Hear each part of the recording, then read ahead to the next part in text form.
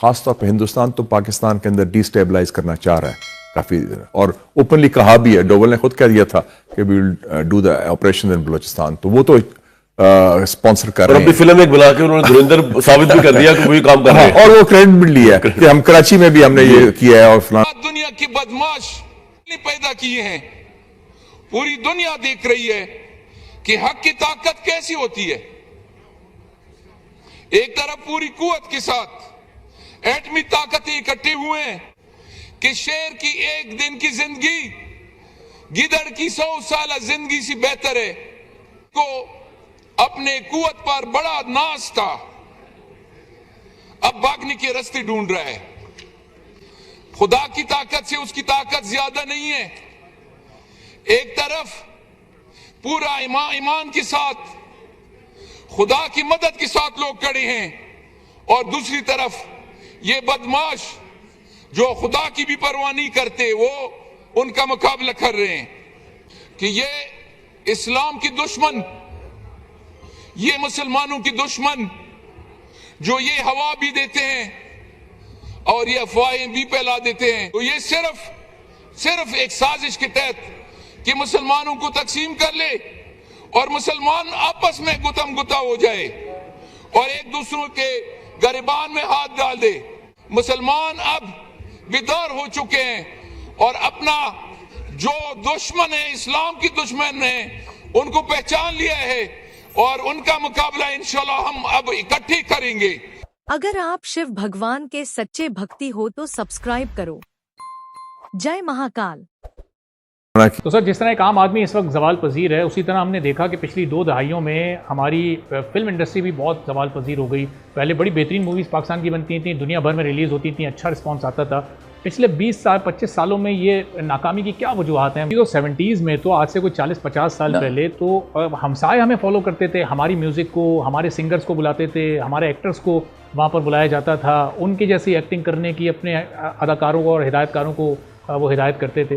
तो ये फिर ये काया पलट कैसे हो गई आने वाले दौर में? नहीं, ऐसी सूरत हाल कभी भी नहीं रही। अच्छा, क्या आपका हमसाया आपको फॉलो करता था? देयर आर फ्यू एग्जांपल्स जिनमें उन्होंने हमारे कुछ कॉन्सेप्ट चोरी किए म्यूज़िक के हवाले से, वरना they were always at the peak.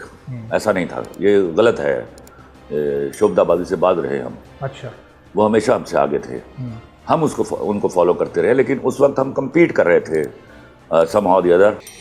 Rahman डकैत का भी जिक्र कर देते, तुम ही तो जाके उसको हलीम खिलाते थे, तुम ही जाके अजरक टोपी मिलाते थे।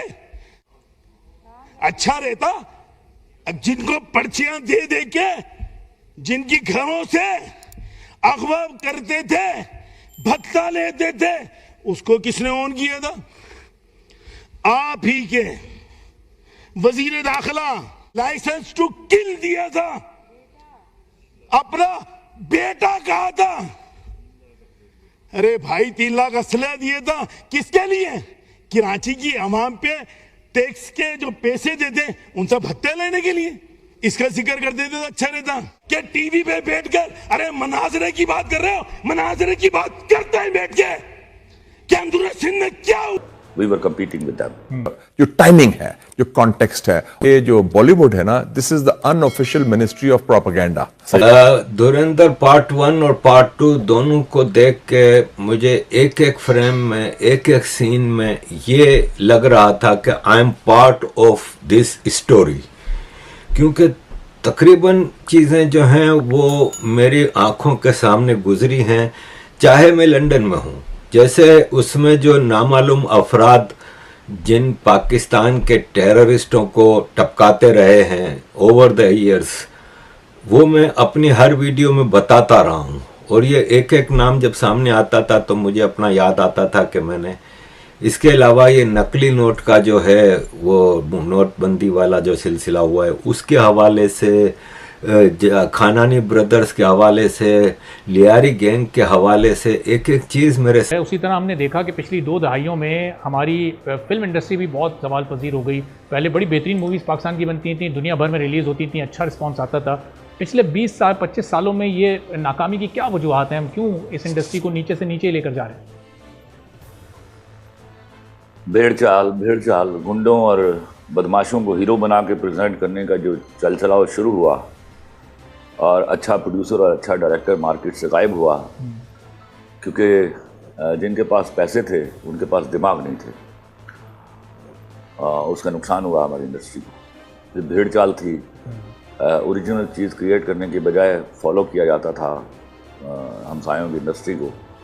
ये मौत का दूसरा तरीका है। उसने हमें लिटरली मौत से दो चार किया। जिस तरह की पंजाबी फिल्म यहाँ बनी, वो बर्बादी का दूसरा नाम था। तो सर 60s और 70s में तो आज से कोई 40-50 साल पहले तो हमसाए हमें फॉलो करते थे, हमारी म्यूज़िक को, हमारे सिंगर्स को बुलाते थे, हमारे एक्टर्स को वहाँ पर बुलाया जाता था, उनकी जैसी एक्टिंग करने की अपने अदाकारों को और हिदायतकारों को वो हिदायत करते थे। तो ये फिर ये काया पलट कैसे हो गई आने वाले दौर में? नहीं, ऐसी सूरत हाल कभी भी नहीं रही। अच्छा, क्या आपका हमसाया आपको फॉलो करता था? देयर आर फ्यू एग्जांपल्स जिनमें उन्होंने हमारे कुछ कॉन्सेप्ट चोरी किए म्यूज़िक के हवाले से, वरना they were always at the peak. ऐसा नहीं था, ये गलत है, शोभदाबाजी से बाज रहे हम। अच्छा, वो हमेशा हमसे आगे थे, हम उनको फॉलो करते रहे, लेकिन उस वक्त हम कम्पीट कर रहे थे। somehow the other we were competing with them।